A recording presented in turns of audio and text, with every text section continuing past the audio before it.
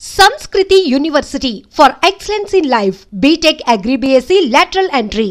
And మీరు ఎలా ఉండగలుగుతున్నారు?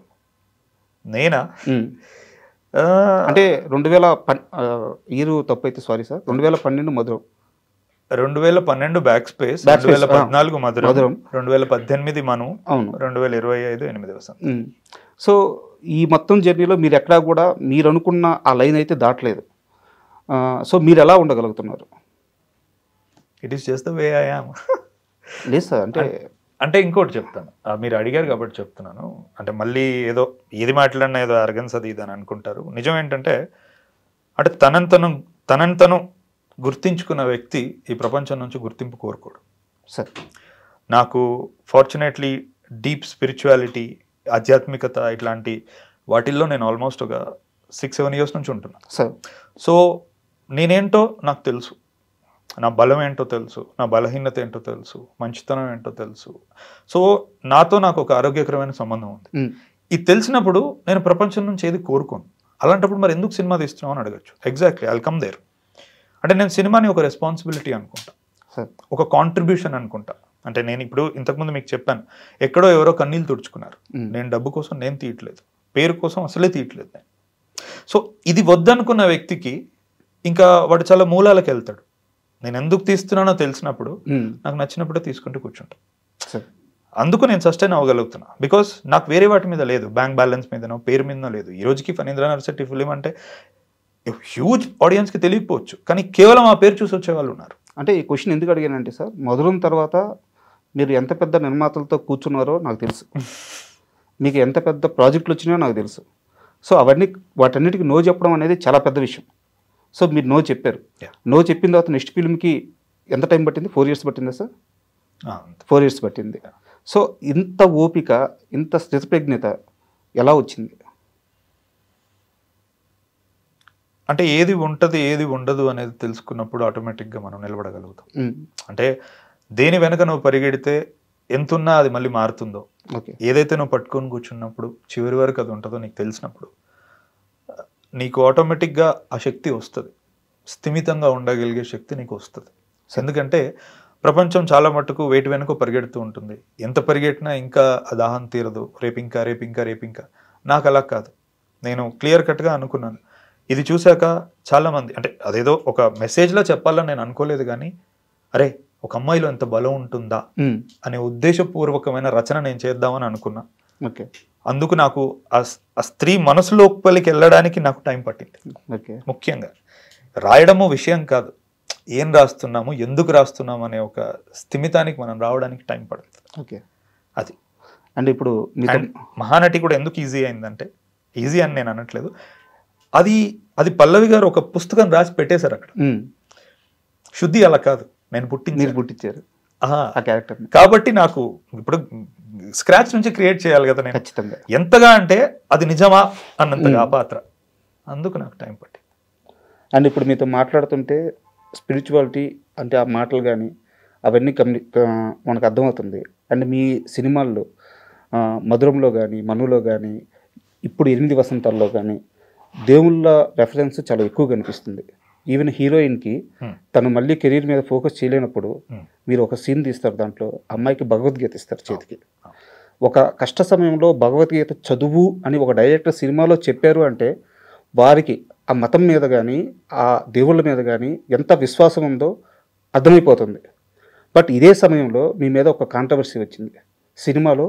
ఆ కాశీలో జరిగే సీక్వెన్స్లో ఒక రేప్ సీను, ఒక సీనియర్ జర్నలిస్ట్ కూడా దాన్ని అపోజ్ చేశారు ప్రెస్ మీట్లోనే, బహిరంగంగానే. బట్ పర్సనల్గా మీ సినిమాలు చూసిన వ్యక్తిని నేను కాబట్టి మీ మైండ్ సెట్ అది కాదు. మీరు దేవుళ్ళు అంటే ఎంత విశ్వాసంగా ఉంటారో, ఎంత నమ్ముతారో నాకు తెలుసు. ఎక్కడ తేడా జరిగింది సార్? అంటే మీరు ఆ సీన్ని ఎలా డెలివరీ చేయాలనుకున్నారు, వాళ్ళకి ఎలా అర్థమైంది, ఎక్కడ డిఫరెన్స్ వచ్చిందంటారు? ఇది కొంచెం పెద్ద ఆన్సర్, మరి చెప్పండి సార్. అంటే నాకు దేవుళ్ళు అనే కాదు, మామూలుగా మనిషి అంటేనే గౌరవం సార్. ఇది నేను 4 కోణాల నుంచి విశ్లేషిస్తాను. Very important. మొదటిది సీన్ ఎక్స్ప్లెయిన్ చేస్తాను, తద్వారా ఏంటంటే బెటర్గా అర్థమవుతుంది చాలామందికి. రెండవది ఒక కమ్యూనిటీని ఒక పేరు తీసి, ఇప్పుడు బ్రాహ్మణులకి ఉన్న రేప్కి కనెక్షన్ ఏంటి, ఒక బ్రాహ్మణుడితో మీరు రేప్ లాంటిది చేయిస్తారా, అత్యాచారం మీద పంపిస్తారా అన్నారు. అది ఆన్సర్ చేస్తాను. మూడోది, కాశీ లాంటి పరమ పవిత్రమైన చోట రేపులేంటి అని అడిగారు. నాలుగోది, కాశీ లాంటి పరమ పవిత్రమైన చోట మాంసం ఏంటి, మీ సినిమా కోసం మీరు కబేలాలు పెడతారా అని అడిగారు. ఈ 4 కోణాలు నేను ఇప్పుడు స్పృశించి మాట్లాడతా. అందుకే it's going to be a very long answer. First thing, మీరు సీన్ని చూసుకుంటే ఆ సీన్ యొక్క డైనామిక్స్, అందులో నాకు ఒక భక్తుడు కావాలి. ఎందుకంటే సీన్ భక్తి చుట్టూ రిలేట్ అయి ఉంది. నువ్వు ఇప్పుడు ఒక దుర్గామాత విగ్రహాన్ని కానీ ఇంట్లో పూజ జరుగుతుంటే తిరిగి ఆ సీన్ కనెక్షన్లో వాళ్ళ భార్య అతనికి కాల్ చేసి ఆర్తి అయిపోయింది, మీరు ఎక్కడున్నారు దర్శనం కోసం అని అడుగుతారు. అడగడం వల్ల మనకి ఇప్పుడు సీన్ ఓపెనింగ్ నుంచే భక్తులు కావాలి మనకి, భార్యాభర్తలు ఇద్దరు. ఓకే, అండ్ భక్తి అనేది ఏ ఒక్కరి సొత్తు కాదు, ఏ ఒక్క కులం యొక్క సొత్తు కాదు.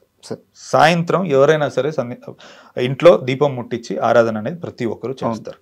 అండ్ కాశీ లాంటి చోట ప్రతి ఒక్కడి నుదుట మీద బొట్టు ఉంటుంది, పడవ నడిపేవాడి దగ్గర నుంచి అరటిపళ్ళు అమ్మేవాడి వరకు.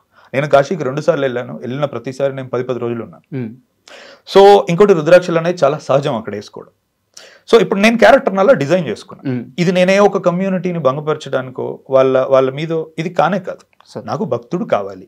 అండ్ కంటికి భక్తుడు ఎలా కనపడతాడు, ఒక విగ్రహానికి పూజ చేయడం, బొట్టు పెట్టుకోవడం, ఏదో ఒక మాల వేసుకుంటే వాడికి భక్తి ఉందని నువ్వు నమ్ముతావు. అలా నేను క్రియేట్ చేశా. ఇంకోటి, అసలు నేను ఫస్ట్ బ్రాహ్మణులను తక్కువ చేసి చూపించా అనడానికి ఆధారం లేదు అక్కడ. ఎందుకంటే ఆ అమ్మాయి అతని గొంతు పట్టుకుని ఏమంటుంది, అందరూ మగాళ్ళు ఒకలా ఉండరని నమ్మి నీతో వచ్చానంట తప్ప అందరూ బ్రాహ్మణులు ఒకలా ఉండరని నమ్మి నీతో వచ్చాను అమ్మాయి అనదు. సో ఇప్పుడు అక్కడ సీన్ ని మనం కొంచెం మతి స్థిమితం సరిగ్గా ఉన్న వాళ్ళకి చూస్తే ఎటువంటి మనోభావం దెబ్బతినకుండా చాలా క్లియర్గా అర్థమవుతుంది అతను ఏం చెప్తున్నాడు అనేది. ఓకే, ఇంకోటి, సనాతన ధర్మం గురించి క్వశ్చన్ వేస్తే ఒక ఆడపిల్లని దుర్గామాతతో పోల్చి ఒక అమ్మవారి స్థాయికి నేను తీసుకొద్దాం అనుకుని రాసిన సీన్ అది. ఇంకోటి, మీరన్నట్టు కష్ట సమయంలో మొత్తం ఇంకా ఆమెలో శారీరక మానసిక శక్తి పోయి ఆమె మీద ఒక 10 మంది మగాళ్ళలా పడ్డప్పుడు భగవద్గీత యొక్క పవర్ ఏంటో చూపిద్దాం అనుకున్నది. అంటే ఇంకా దేన్ని ఆధారం చేసుకొని క్వశ్చన్ చేస్తున్నారో ఫస్ట్ నాకు అర్థం అవ్వట్లేదు. నేను ఇప్పటి వరకు దాని గురించి పెద్దగా ఎక్కడ ఎందుకు మాట్లాడలేదు అంటే, కొన్ని వందల మంది ఆ రోజు నుంచి నా దాంట్లో అకౌంట్లు ఉన్న వాళ్ళే, అన్నా మేము బ్రాహ్మణని, అమ్మాయో అబ్బాయో అసలు మాకే ఇలా అనిపించలేదు అని వాళ్ళందరూ నాకు చెప్పారు. కాబట్టి సీన్ ఇప్పుడు నేను మళ్ళీసారి క్లియర్గా చెప్పాను, ఎవరైనా అర్థం కాని వాళ్ళకి పర్స్పెక్టివ్ మార్చుకోండి అని, కొత్తగా చూసే వాళ్ళకి ఓకే ఇదా రచయిత అనుకున్నది. ఇంకోటి, మేము ఆల్రెడీ సెన్సర్తో కూడా కోఆపరేట్ చేసాం. ఎందుకంటే నాకు ఎక్కడో మనసులో ఏదో పొరలో కూడా నాకు లేదండి, పలానా వాళ్ళని నేను అందుకే అన్నా, దేవుడి మీద కాదండి, నాకు మనిషి మీద కూడా గౌరవం. నువ్వు ఎవరు ఏంటనేది నాకు అనవసరం. నేను ఎప్పుడూ ఒక మనిషిని కించపరచను, అది అసలు నార్మల్గా నేను మాట్లాడేటప్పుడే కించపరచను. ఇంకా సినిమాటిక్గా అలాంటి ఉద్దేశం కూడా నాకు లేదు. సో అది నేను చాలా క్లియర్గా ఎస్టాబ్లిష్ చేశాను. అది నా మాటలో ఎక్కడా లేదు, ఏది లేదు. పులోమని దాన్ని పట్టుకొని వచ్చి మాట్లాడారు. సరే, అంటే వాళ్ళు ఆ రోజు మాట్లాడిన తీరు మీరు గమనిస్తే ప్రెస్ మీట్లో స్వరాన్ని పెంచి అక్కడున్న పిల్లల్ని ఏదో సంతలో పశువుల్లా చూస్తూ అలా మాట్లాడారు. అంటే చాలామంది తర్వాత నాకు మెసేజ్ చేశారు, కింద ఓపెన్ కామెంట్స్లో ఉన్నాయి, మీరుండుంటే అయిపోయేది. అంటే నేను వాళ్ళకు కూడా చెప్తున్నా, అంటే ఇప్పుడు అడిగిన వ్యక్తి ఒక విలేకరి సార్, మా నాన్న వయసు ఉంటుంది అతనికి సార్, ఘాటుగా నాకు ఇప్పుడు కూడా స్పందించబుద్ధి అవుతుంది, తిరిగి చురక పెడుతూ. కానీ ఎందుకో అంటే నేను ఎక్కడో బై చాయిస్ వద్దనుకుంటున్నాను. ఇప్పుడు మీకు తెలుసు ఇన్ని రోజుల నుంచి ఇది ఉడుకుతుంది, మీరు అడిగినప్పుడు నేను బద్దలవచ్చు, కానీ ఎక్కడో నేను సంస్కారంతో ఆగుతున్నా. తేడా ఉండాలి అక్కడ మాట్లాడిన వ్యక్తికి, ఇక్కడ నాకు. ఇదే చెప్తుంది ప్రజలకి నా ఉద్దేశం ఏంటి, నా మనస్తత్వం ఏంటి. ఇది మొదటి కోణం. రెండోది, బ్రాహ్మణులు ఉన్న రేపు. ఫస్ట్ థింగ్ అండి, ఏ ఒక్కరైనా భూమి మీద పలానా కులం కానీ, పలానా మతం కానీ, పలానా జాతీయతలు పుట్టిన వాళ్ళు చాలా సేఫ్ పీపుల్ అనుకుంటే పోలీస్ శాఖలు అన్ని వాళ్ళనే తీసుకుంటాయి. అంటే మనం ఇంకా ఆలోచించాల్సిన పని లేదు దాని గురించి. అలా నేను అవమానించట్లేదండి. నేను ఇప్పుడు ఒక క్రైమ్ అనేది ఎక్కడైనా జరిగింది అంటే అది ఆ దేశ కాలమైన పరిస్థితులు బట్టి, ఆ ప్రాంతం బట్టి, అక్కడ ఉన్న మనస్థితి బట్టి క్రైమ్ అనేది జరుగుతుంది. అంతే. నీ వ్యక్తిగత నమ్మకాల నుంచి క్రైమ్ జరగకపోవడం అనేది ఉండదు. సరే, మీరు అన్నారు, నాకు ప్రూవ్ చేయాలనే ఉద్దేశం లేదు, ఎందుకంటే నా మైండ్ అది కాదు. నేను అంటే బ్రాహ్మణులు ఇలాంటి వాళ్ళు, పలానా కమ్యూనిటీ ఇలాంటి వాళ్ళని నాకు ఇప్పుడు ఇక్కడ మాట్లాడాలని లేదు. కానీ మీరు లేవనెత్తినందుకు నేను ఏమంటున్నా, ఇప్పుడు యూట్యూబ్ ఉంటుంది అందరికీ, ఇది చూసే వాళ్ళకి ఏమంటే ఇంకో ట్యాబ్ ఓపెన్ చేసుకొని వాళ్ళు చూసుకోవచ్చు. సరూర్ నగర్ ప్రీస్ట్ అని మీరు కొట్టండి. అవును, 2 సంవత్సరాల క్రితం ఏం జరిగింది అంటే గుడికి వచ్చే భక్తులతో అసభ్యంగా ప్రవర్తించడం. ఇప్పుడు పూజారి అంటే ఎవరండి, మనం ఒక 10 నిమిషాలు మనం గుడికి వెళ్తేనే మనలో పాజిటివ్ వైబ్రేషన్ వస్తుంది, గంటనాదానికి, దేవుడి ప్రెజెన్స్కి. అట్లాంటిది నువ్వు నిత్యం ప్రధాన అర్చకుడు అండి అతను మైసమ్మ గుడిలో. అవును. ప్రధాన అర్చకుడు అంటే నువ్వు దేవుడికి చాలా దగ్గరగా ఉంటావు.